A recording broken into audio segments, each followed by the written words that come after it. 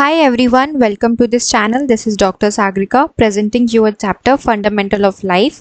आज हम उसी की बात करेंगे, बट आज हम साइटोप्लाज्म एंड गोल्गी एपरेटस की बात करेंगे. Coming to cytoplasm, the cytoplasm is the fluid contained inside the plasma membrane. It also contains many specialized cell organelles. Each of these organelles perform a specific function for the cell.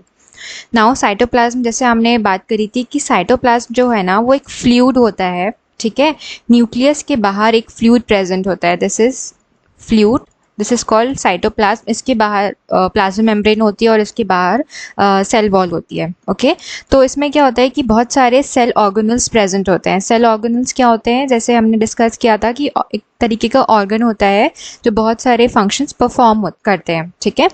Cell organelles are enclosed by membranes. Okay, in prokaryotes, beside the absence of a defined nuclear region, the membrane-bound cell organelles are also absent. Okay. जो prokaryotes होते हैं तो उनमें क्या होता है कि nuclear region जो होता है वो एब्सेंट होता है. मतलब न्यूक्लियर मेम्ब्रेन जो हमने बात करी थी, ये न्यूक्लियस होता है, ठीक है, ये न्यूक्लियर मेम्ब्रेन होता है. तो न्यूक्लियर मेम्ब्रेन ना प्रोकैरियोट्स में एब्सेंट होती है. Okay, the membrane bound cell organelles are also absent. तो इसके बाद जो सेल ऑर्गेनल्स भी इसमें जो प्रेजेंट होती है ना वो भी एब्सेंट होती है. किसमें? प्रोकैरियोट्स में. Okay, on the other hand, the eukaryotic cells have nuclear membrane as well as membrane enclosed organelles. Okay, तो ये एक डिफरेंस है. जैसे प्रोकैरियोट्स में न्यूक्लियर मेम्ब्रेन प्रेजेंट नहीं होता है, वैसे ही यूकैरियोट्स में न्यूक्लियर मेम्ब्रेन प्रेजेंट होता है, ठीक है. तो इसलिए उसके पास एक मेम्ब्रेन एंक्लोज्ड ऑर्गेनल्स भी प्रेजेंट होते हैं, क्योंकि न्यूक्लियर मेम्ब्रेन वहाँ पे प्रेजेंट है. किसमें? यूकैरियोट्स में. Okay, the significance of membrane can be illustrated with the example of viruses. Viruses lack any membrane and hence do not show characteristics of life until they enter a living body and use its cell machinery to multiply. Moving on to Golgi apparatus. The Golgi apparatus, first described by Camillo Golgi, consists of a system of membrane-bound vesicle. Okay, तो ये क्या होते हैं कि flattened sac present होता है. जो Golgi apparatus होता है ना वो flattened sac होते हैं सेल के अंदर. ये सेल है आपका, ये flattened sac ऐसे present होंगे. This is Golgi apparatus, arranged approximately parallel to each other in stacks called cisterns. Okay, these membrane often have connection with the membrane of endoplasmic reticulum and therefore constitute another portion of complex cellular membrane system. Okay, तो क्या है कि Golgi apparatus और जो endoplasmic reticulum होते हैं ना, इसके स्ट्रॉन्ग कनेक्शंस होते हैं. कैसे? जो एंडोप्लाज्मिक रेटिकुलम का फंक्शन हमने पढ़ा था कि वो ट्रांसपोर्ट करता है. क्या ट्रांसपोर्ट करता है?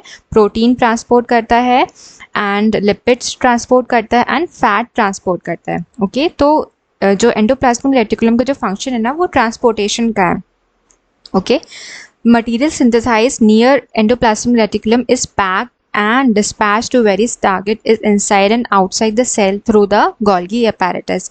अब ER का जो फंक्शन है वो प्रोटीन, लिपिड और फैट को ट्रांसफ़र करना है.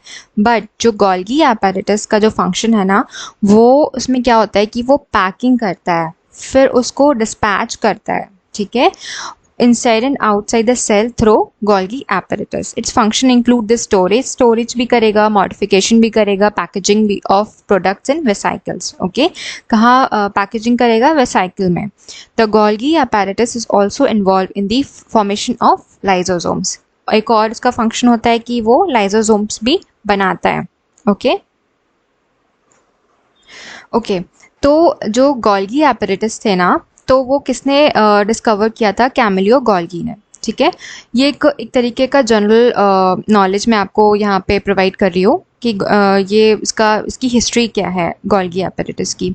तो कैमिलियो गोल्गी जो थे उन्होंने ये डिस्कवरी की थी. जो कैमिलियो गोल्गी थे वो कॉर्टेनो नियर ब्रेशिया इन 1843 में वहाँ पे बॉर्न हुए थे. He studied medicine at the university of Pavia after graduating in 1865.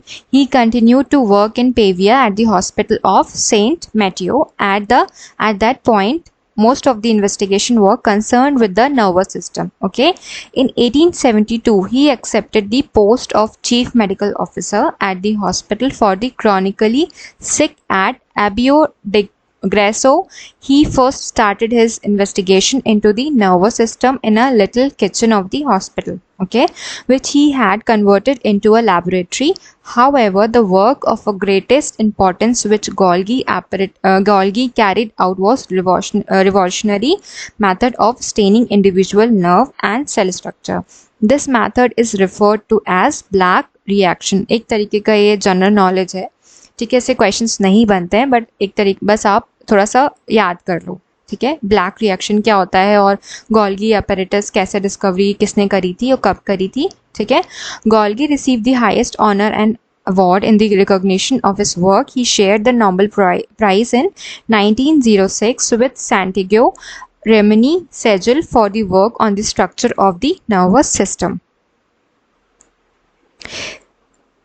Coming to questions, who discovered Golgi apparatus? This is Camillo Golgi. What is the function of endoplasmic reticulum? It acts as a passageway for intracellular transport and as a manufacturing surface.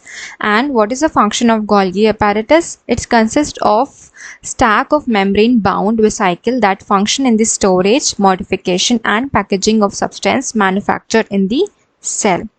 If you have any doubts, please comment down in this description box. Hope you like the video. आपके basics clear हो पाए होंगे जिससे आप SSC, JEE, RB, JEB और भी other जो competitive exams होते हैं उसमें पूछे जाने वाले क्वेश्चंस आप आसानी से सॉल्व कर सकेंगे. Thank you for watching this video. If you like the video, please give a thumbs up, share and subscribe to this YouTube channel. Thank you.